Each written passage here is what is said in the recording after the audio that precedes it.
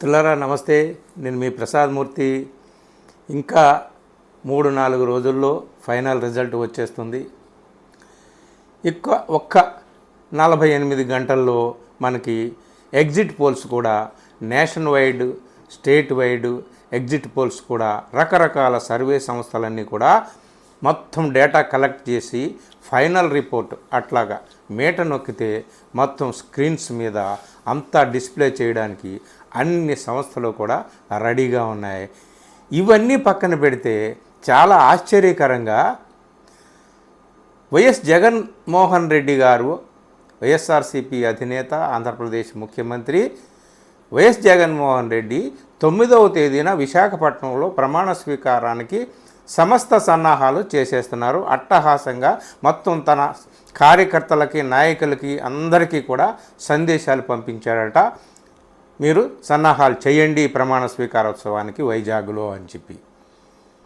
దీని మీద ఇప్పుడు పెద్ద చర్చ జరుగుతోందనమాట. అంటే ఏ ధీమాతో ఆయన ఇట్లాంటి ఆదేశాలు జారీ చేశాడు, ఏ ధీమాతో మొత్తం బస్సులు కూడా ఆ రూట్లో వెళ్ళేటటువంటి బస్సులు అన్నిటినీ కూడా బుక్ చేశారని, విశాఖపట్నంలో హోటల్స్ అన్నీ కూడా బుక్ అయిపోయినాయని, ఎక్కడా ఖాళీ లేవని, అంతా సకల సన్నాహాలు కూడా ఆర్భాటంగా జరుగుతున్నాయని చెప్పేసి వార్తలు అందుతున్నాయి. దీన్ని ఏ విధంగా అర్థం చేసుకోవాలి?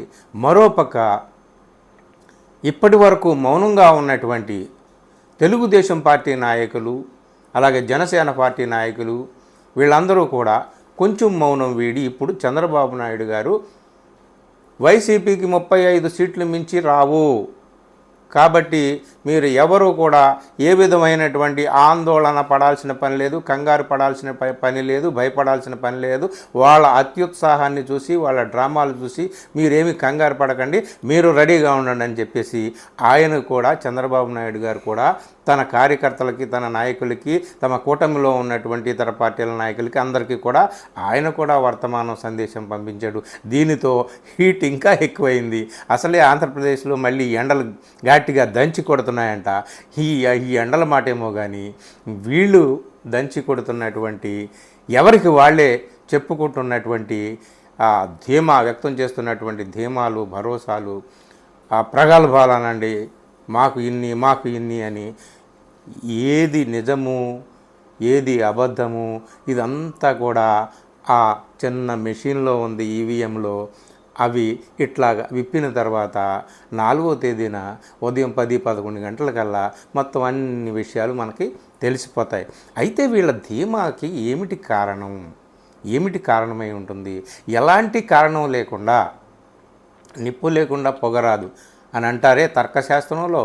కాబట్టి ఏదో ఒకటి ఉంటుంది కదా, ఒక పునాది ఉంటుంది కదా, ఒక బేస్ ఉంటుంది కదా. ఈ నమ్మకానికి, ఇంత గట్టి ఆ విశ్వాసానికి ఏదో నమ్మకం ఉంటుంది కదా. తప్పనిసరిగా కొన్ని పోస్ట్ పోల్ సర్వేలు చేసి అంతా సిద్ధం చేసుకొని 1వ తేదీ సాయంత్రం 6 గంటలకి ఆ పోస్ట్ పోల్ రిజల్ట్ని ప్రకటించడానికి సిద్ధంగా ఉన్నటువంటివి ఏవో కొన్ని కాన్ఫిడెన్షియల్గా కొన్ని పోల్ సర్వే సంస్థలు వాళ్ళ రిజల్ట్ని అందజేసి ఉంటాయి ఈ పార్టీలకి అని చెప్పేసి మనకి అర్థమవుతుంది క్లియర్గా. ఇందులో ముఖ్యంగా 1-2 సర్వే సంస్థల గురించి అందరూ ఎదురు చూస్తున్నారు. మీకు తెలుసు, నాకు తెలుసు. అతి ముఖ్యమైనటువంటి సర్వే సంస్థ, గతంలో ఆ సర్వే సంస్థ చేసినటువంటివి అక్యురేట్గా వచ్చినాయి కాబట్టి ఆయన ఏం చెప్తాడు ఏమిటి అనేటటువంటిది, ఆరా మస్తాన్ ఏం చెప్తాడు ఏమిటి అనేటటువంటిది అందరూ కూడా చాలా ఆసక్తిగా, ఉత్కంఠభరితంగా ఎదురు చూస్తున్నారు. బహుశా ఆయన ఏమైనా క్లూ ఇచ్చాడా ఈ పార్టీలకి?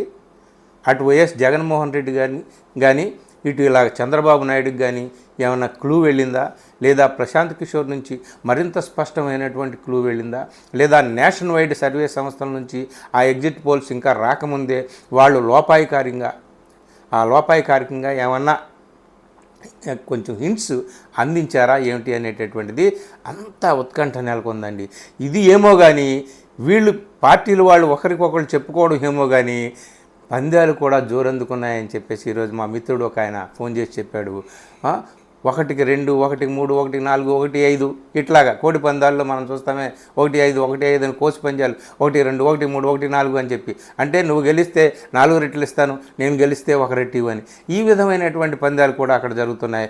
పందాలు ఎవరు వేస్తున్నారు? డబ్బు బాగా ఉండి బలిసినటువంటి వాళ్ళు, ఈ వీళ్ళందరూ కూడా పందాలు కట్టుకుంటే నష్టమేం లేదు. కానీ చిన్న చితక ఆటో డ్రైవర్లు, రిక్షా డ్రైవర్లు, కూలి పనులు చేసుకునే వాళ్ళు కూడా లక్షల అప్పులు చేసి తల తాకట్టు పెట్టి పందాలు కడుతున్నారని కూడా తెలిసింది.